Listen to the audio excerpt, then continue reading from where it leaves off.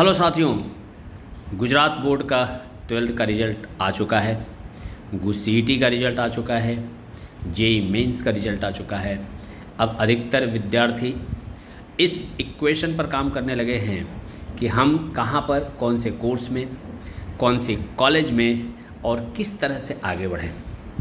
ये प्रश्न $1 ट्रिलियन है। जिनको पता है वो भी कन्फ्यूज्ड हैं, जिनको नहीं पता है वो भी कन्फ्यूज्ड हैं। कन्फ्यूजन एक नई शुरुआत के लिए आवश्यक है।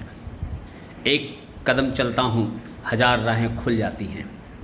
जब हमने 12th कंप्लीट किया तो हमने एक कदम पूरा किया। जब हमने कदम चला तो हज़ारों रास्ते हमारे लिए खुले हैं। अब प्रश्न ये है कि उन रास्तों में से हम चयन कैसे करें कि कौन से रास्ते पर चलने के लिए मैं जन्म लिया है। और इसी का जवाब देने के लिए मैं ऐसा मानता हूँ कि प्रत्येक स्टूडेंट को एक सही काउंसलिंग की आवश्यकता होती है। सुबह से बहुत सारे कॉल और मैसेजेस मुझे आए, इसीलिए मुझे लगा कि ये मैं वीडियो अवश्य बनाऊँ। जेईई में आपका जो स्कोर आया है उसके आधार पे आपको एडवांस में जाना चाहिए या नहीं जाना चाहिए। जेईई में जो आपका स्कोर आया है उसके बेस पे कौन सी कॉलेजेस आज के समय में आपके लिए सबसे उत्तम रहेंगी, सबसे अच्छी रहेंगी, यह जानना भी बहुत आवश्यक है। ब्रांचेज को लेकर भी बहुत सारे कन्फ्यूजन बच्चों के मन मस्तिष्क में है, क्योंकि अधिकतर स्टूडेंट्स को कुछ सीमित ब्रांचेज के बारे में ही इन्फॉर्मेशन है। उन ब्रांचेज में भी बहुत सारे अब सुपर स्पेशलाइजेशन आ चुके हैं। जैसे अगर मैं कंप्यूटर साइंस इंजीनियरिंग की ही बात करूं तो उसमें अनेकों स्पेशलाइजेशंस आ चुके हैं, चाहे वो आर्टिफिशियल इंटेलिजेंस हो, मशीन लर्निंग हो, बिग डेटा हो, साइबर हो, अथवा तो अनेकों ब्लॉकचेन टेक्नोलॉजी काइंड कोर्सेस। ऐसे में विद्यार्थियों को समझना होगा कि अगर वो कंप्यूटर साइंस में जाना चाहते हैं तो कौन से स्पेशलाइजेशन को करें, कौन से कॉलेज इस समय सबसे अच्छी रहेगी जहाँ पे हम एडमिशन सिक्योर करवाएं।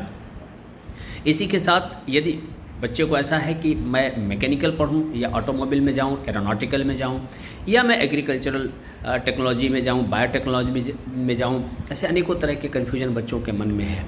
कुछ ने तो जेईई और गुजकैट देने के बाद अप्लाइड साइंस को लेकर के भी अपना मन मस्तिष्क बना रखा है।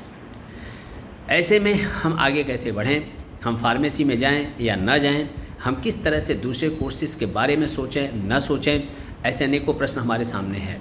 हम किस तरह से परसेंटाइल को कन्वर्ट करेंगे, गुजरात में किस तरह से मेरिट बनती है, सीबीएसई अथवा गुजरात बोर्ड किसी को फ़ायदा है या नहीं है, ऐसे अनेकों प्रश्न बच्चों के मन मस्तिष्क में है।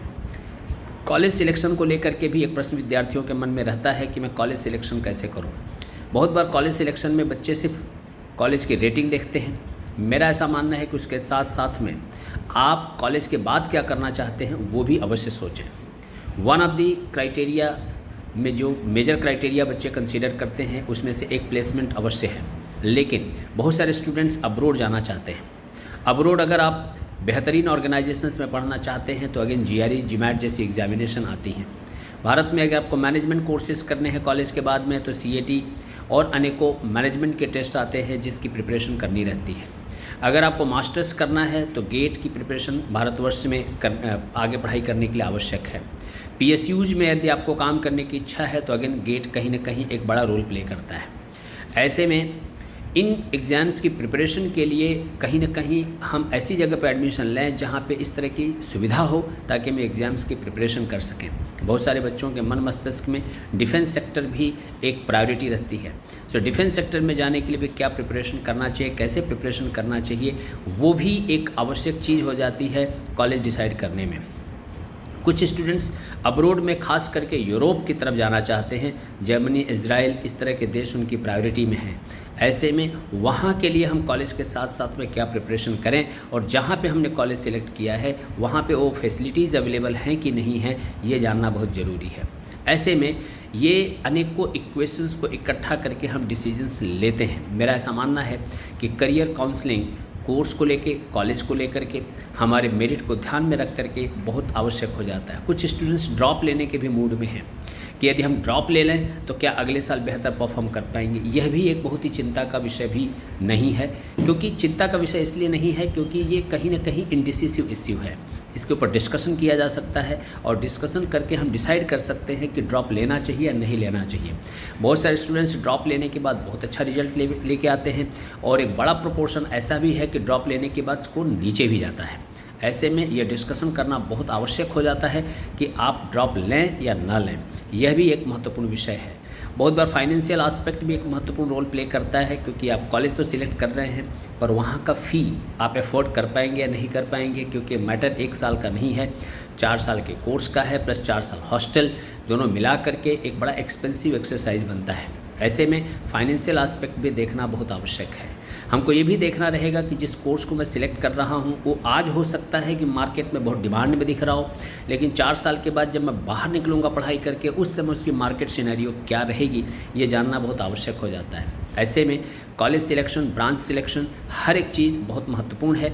मैं चाहता हूँ जिस भी स्टूडेंट को जो भी कन्फ्यूजन हो, मैंने यहाँ पर डिस्क्रिप्शन लिंक में मेरा एक गूगल फॉर्म डाला हुआ है। यदि आपको मुझसे इंडिविजुअली डिस्कस करना है, मिलना है और चीज़ को और डिटेल में समझना है तो इस लिंक में आप डिटेल भरें। मैं डेफिनेटली आपकी मदद करूंगा कि आप अपने डिसीजन को एक बेहतर ढंग से ले पाएँ।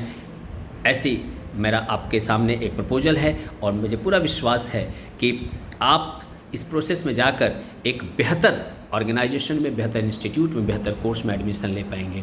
धन्यवाद।